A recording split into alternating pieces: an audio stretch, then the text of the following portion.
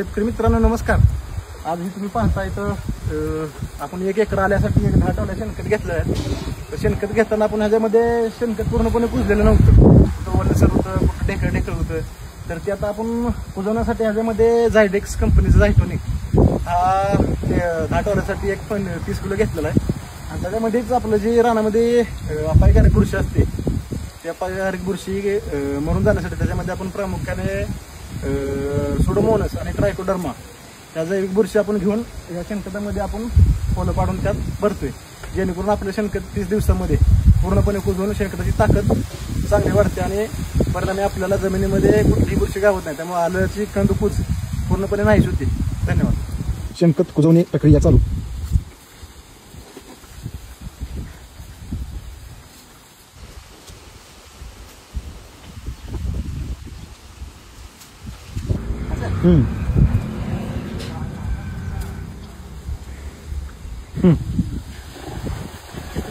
एक बार